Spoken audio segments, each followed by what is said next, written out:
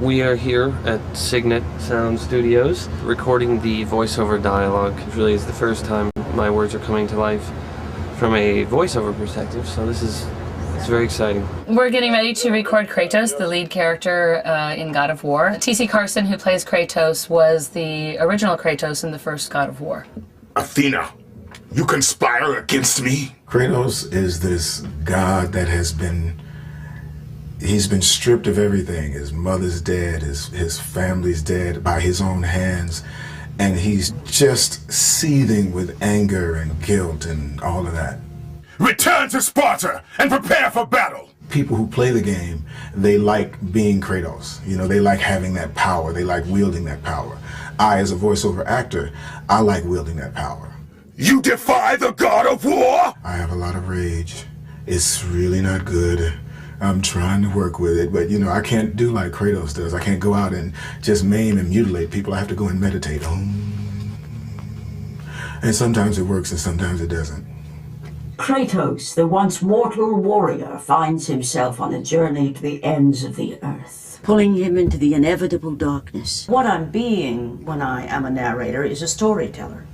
And that's the most primitive form of theater, and it's what I love the most. You certainly don't live up to your reputation, do you, Kratos? It's been a real interesting ride, that Clash of the Titans thing. This movie that I didn't think was going to really go anywhere became this long-lived, iconic film. At least I can bathe in the glory of being the one who brought down the mighty Kratos, the slayer of gods. Although I hardly think a harpy's fool such as yourself deserves such praise. It's very interesting to go back in the booth today and try to recreate the ethos of that character and try to not make him sound too much like a kid, but more like a guy who's, I mean, obviously, Perseus would be a little bit older now. He was that in 1979. Andromeda, my love, you will soon be with me again.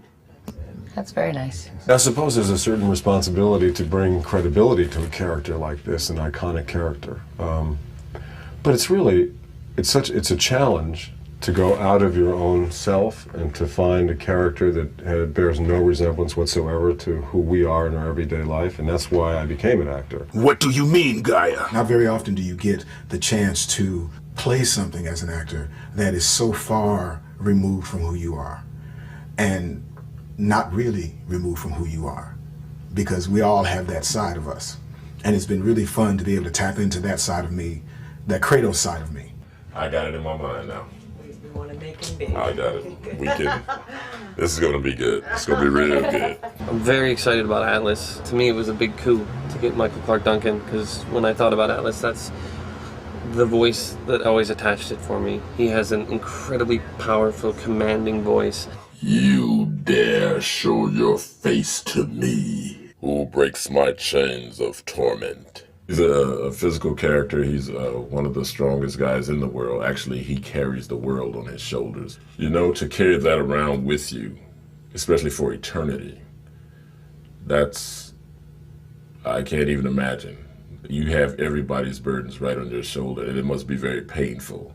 He's so big, he has absolutely no care in the world, so there isn't any need to push it out. His voice is so powerful, even in a whisper. I'm still shouting a little. You don't have to shout at all. Don't shout, don't shout at all. You don't have to push it at all. The relationship between me and the voice director is very unique, because she is giving you, or he is giving you, specific directions on how you should say the line. That director is there to help you get a physical and a mental picture of exactly how this character should be played. I could not do this any other way without having somebody back on the other side tell me, okay, Michael, say it like this, say it a little softer, say it a little bit more angrier. They're very essential to what I have to do. To be a god.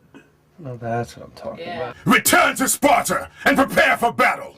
Usually they tell you to bring it in, make it smaller. Can you tighten it up? Return to Sparta and prepare for battle! In game world, bigger is definitely better. And in a game like this, you really can't be too big. This is take 9, and... This ends now! That's good. Very nice. Well, we're being quite a team today, huh? It's great to work with people who can work with you, who know how to work with you, and know how to get the best out of you. All the power that made Kratos the god of war. What's so odd about doing these games is that, in fact, I can't tell you about my character because I don't know anything about her. You want a fairly gravelly, inflected voice for Gaia. So I'm wondering if perhaps the narrator is just a more simple, straightforward voice. Narrator and Gaia are the same character. They're just presented differently, and we don't want the voices to sound at all different. They're working in broad general lines with Greek mythology. And so I address the language of my lines in an epic fashion. But beyond that, I really don't know anything. I'm just going in the dark. And they say, oh, that's great, or, oh, we'd like to try that again. So this exclamation point after away, even though he's got his head down on the door, is that still... when he says, and now you've dashed it all away, that's when he's going to turn around and it's the accusatory, like... To do a voiceover of something that I've never seen. I mean, I know Perseus, I know that character because I played him, but I have no idea what's going on in this game and what the challenge really is within the context of the game. So it's a little odd. Am I, the great Perseus, to kill this fallen god to receive an audience with you? Nice. Will that allow me to bring my love back from the grasp of Hades himself? Yeah, that's great. That's where it's at. That's the level. The people that create the video games, I'm sorry, fellas, but they're a little nerdy. You know, t-shirts, jeans, and, you know, they are really particular about their game. To watch them listen and see their game come to life is really a joy. But there was more resting on Kratos' shoulders than he could know. My nephew is a big gamer and has friends. Sorry. Has friends who game. If they're all as bright as he is, yes. Sounds like a very interesting group of people. Fight, Spartan. I missed by a long shot being a computer kid. I was one of those people who had to learn how to do it in my 40s. So you're not a gamer? I'm not a gamer, no. My experience with video games in general is that right there. But, you know, I'm from the generation where, you know, computer stuff is, you know, we getting through it. A war the Titans believed we must win. I used to play video games, the racing, and I got kind of geeked up on that, and I found myself spending like 5 and 6 hours playing this racing game, and it just took too much time, and I said I should be doing something else more productive. To me, I don't get it. But then again, you know, I'm an old fart. Nothing will stop me in my quest!